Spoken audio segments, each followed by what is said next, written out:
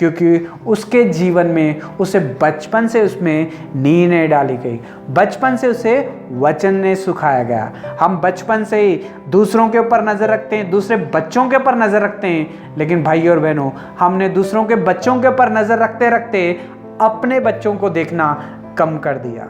हमने दूसरे बच्चों की गलतियों को देखा, लेकिन अपने बच्चों की गलतियों को नज़रअंदाज कर दिया। हमने लोगों को पीछे कर दिया अपने बच्चों को आगे करने के लिए, लेकिन हमारे बच्चे जो है जब आप आगे लेके आए, लेकिन दूसरों के बच्चे ही आगे निकल गए और हमारे बच्चे जो है पीछे रह गए। ऐसा क्यों हुआ? क्योंकि जो पुरुष यहोवा का भय मानता है वो ऐसी आशीष पाएगा बच्चों की। हे भाई और बहनों, कभी डाइनिंग टेबल के ऊपर पिता, माता और बच्चों ने मिलके कितने ही दिन हो गए बैठ के खाना खाए एक साथ। किसी को किसी के साथ टाइम नहीं निकालने के लिए मिल रहा है आजकल। तो ना ही बच्चों को अपने माता पिता के लिए टाइम है और ना ही माता पिता को अपने बच्चों के लिए टाइम है, ना ही वो फैमिली प्रेयर के लिए टाइम है उनके पास।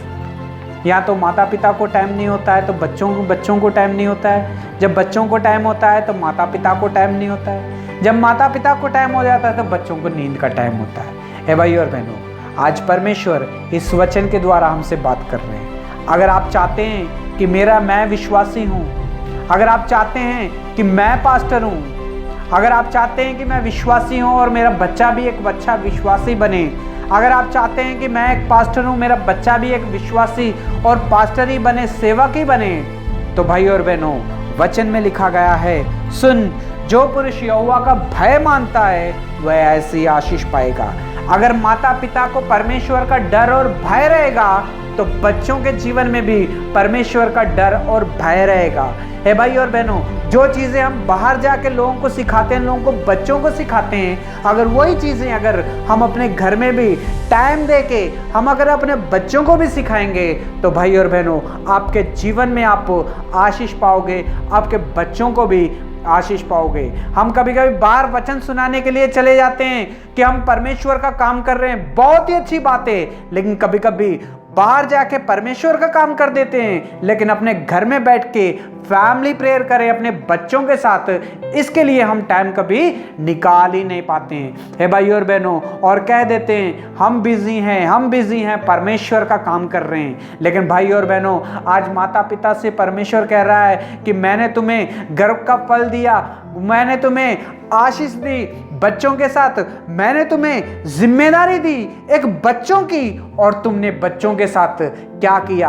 आज आपके बच्चे कहाँ हैं? आपकी आज्ञा मानते हैं, आपके साथ बैठ के भोजन करते हैं, आपके साथ बैठ के प्रार्थना करते हैं, आपके साथ बैठ के बाइबल पढ़ते हैं। आप जो बाइबल के बारे में जानते हैं, क्या आपके बच्चे भी उतना ही बाइबल के बारे में जानते हैं? अगर आपके बच्चे सिर्फ आप ही बाइबल के बारे में जानते हो, अगर आपके बच्चे बाइबल के बारे में नहीं जानते हैं, प्रभु यीशु मसीह के बारे में नहीं जानते हैं, तो भाई और बहनों, इसकी जो जिम्मेदारी पूरी है एक माता और पिता की ही है।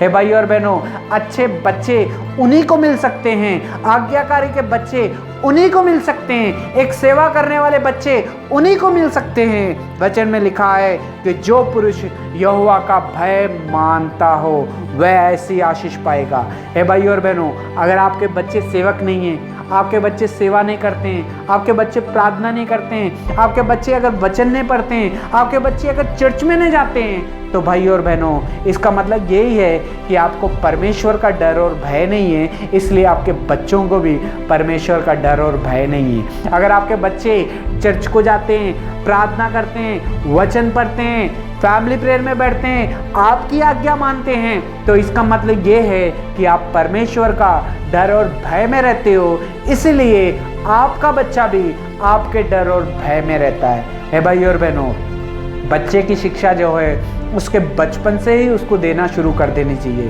ताकि वो बुढ़ापे तक उसे याद रखेगा। हे भाई और बहनों, आप क्या चाहते हैं आपके बच्चों के जीवन में? आशीष?